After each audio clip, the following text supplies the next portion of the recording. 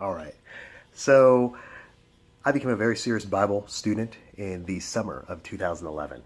What was it that led me to become a serious Bible student in 2011? Well, to answer that question, I must go back slightly further.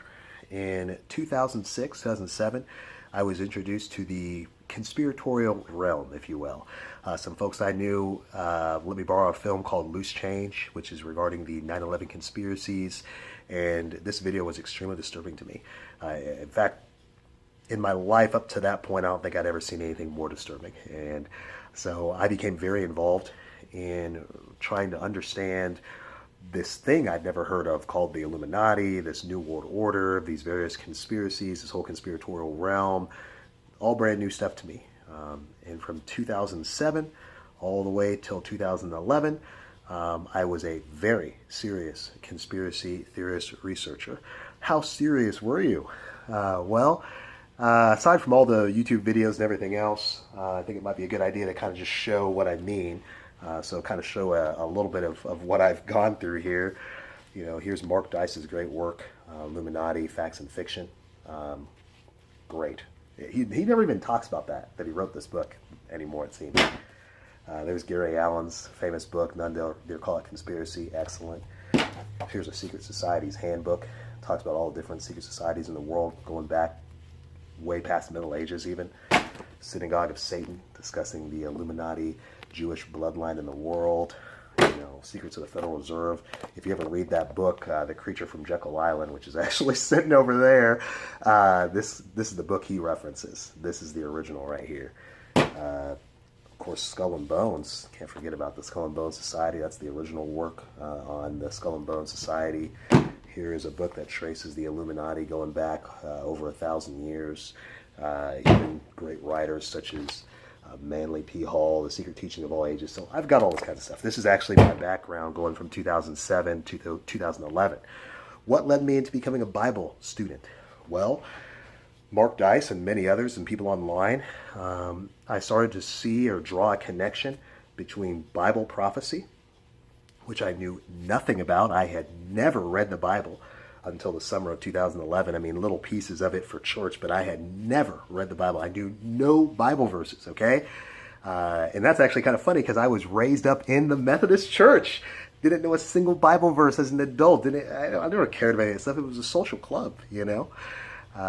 So I saw it. People started drawing connection between Bible prophecy and that, and I realized that if the Illuminati, New World Order, conspiracy theory version of the world that I had embraced was indeed true, then the Bible was the answer to this. And of course, looking at how people treat the Bible in the world, it made the most sense to me that the end time prophecy would be the resolution to the conspiracies that were enslaving us all inside the New World Order, to put it simply. So I became a very serious Bible student. How serious were you? I regularly clocked about 20 hours a week in the Bible, starting in the summer of 2011. That's no joke. I really did spend 3 to 4 hours a day in the Bible regularly, usually about 2 hours in the morning, 2 hours at night. And then, of course, I also was attending Bible study online. Then later on, started attending actual physical church services. And I became a very serious Bible student. How serious were you? My first Bible is right here. Mind you, I've only been a Bible student since 2011, so this is my first Bible. It is destroyed, would be a way to put it. It's been well used. This is my second Bible. This is it right here. That's the King James. It's my second Bible right here. It is, again, it's destroyed. And this is actually my current Bible that I use right now. It is also fairly destroyed. I guess that would be the word to use for it. It's well frayed, duct taped, and everything up. I became very serious because I realized that if I could understand the prophecies in the Bible, as well as having the knowledge of the conspiracy theories, being able to blend these things together, I was going to be a true asset in the end of days. I was going to be able to help individuals in the end of days. That is my solid background. That's where I come from. From there to where I am today, right? So I tell people very plainly, the entirety of biblical prophecy has been fulfilled. How did I come to this conclusion? Well, Like I said, I was a very serious Bible student starting in 2011, regularly reading about 20 hours a week in the Bible. And it took about 4 years, so from 2011 till about 2015, it was actually Passover, 2015, that I began having differences in thought with the people around me regarding prophecy. And really what it is I had noticed a very substantial problem. It is actually the whole thing. It's a big, big problem that individuals, generally speaking, are unaware of. And the reason they're unaware of this problem is because they are following the religious traditions of man instead of following the text. This is why this issue exists. So, what was the issue that I noticed? Well, the question I began to pose to people who were around me, my immediate circle, was why is it that we today believe that we live in the last days when the people inside the text, that's 2,000 years old, mind you, New Testament text, also believe that they live in the last days? And nobody could answer this question. No one could answer it. In as many different ways I tried to find an answer for it, no answer really felt firm, inside of my own self. So I became very focused in trying to understand that problem.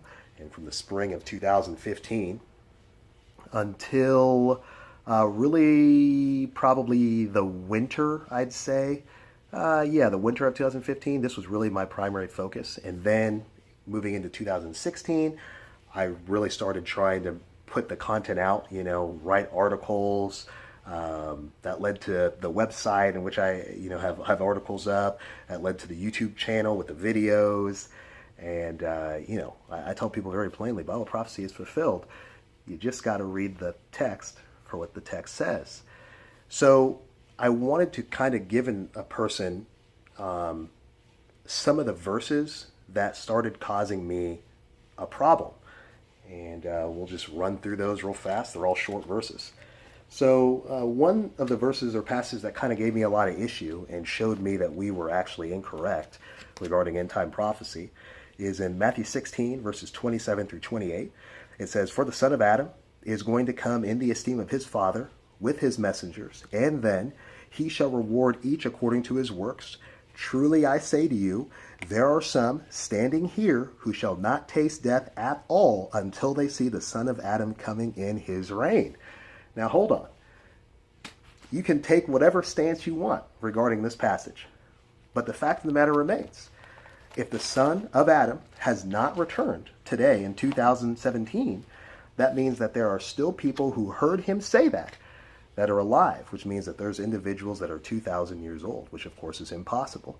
The only way to maintain the integrity of the text would be to say he did return, just like he said, before all the people who heard him speak died, which means he returned in their lifetime, meaning that they are the generation of people that's seeing the end of days. This was a real puzzler here. 1 John chapter 2, verse 18. "Little children, it is the last hour. And as you have heard that the anti-Messiah is coming, even now many anti-Messiahs have come. This is how we know that it is the last hour." Now hold on. This is a text that's 2,000 years old. The last hour is the very end of the last days. How can it be that it's the last hour then, but the end has not arrived, and it's been 2,000 years since he wrote this? And this is what I mean. As I would start to get into these conversations, I again had to admit to myself, even though I couldn't understand at the time what the fullness of the end of the world was, and I do have that understanding now, and I've explained it in many videos and many articles, it was verses like this that really made me start to consider we are following a religious tradition instead of what the text says. If John is writing 2,000 years ago, and it's the last hour when he wrote this, it can't be the last hour today and maintain the integrity of him knowing what he talks about. He can't know what he's talking about at all if he's saying it's the last hour then, but the last hour still hasn't arrived 2,000 years later. Just one more here, just to kind of show you what I mean. Even in the book of Revelation, the problem is apparent. It's right there in front of your face, and we are ignoring it to follow religious tradition. Revelation chapter 1, verse 1 opens up and says, "Revelation of Yeshua Messiah, which Elohim gave him to show his servants what has to take place with speed. And he signified it by sending his messenger to his servant John, who bore witness to the word of Elohim and the witness of Yeshua Messiah to all he saw."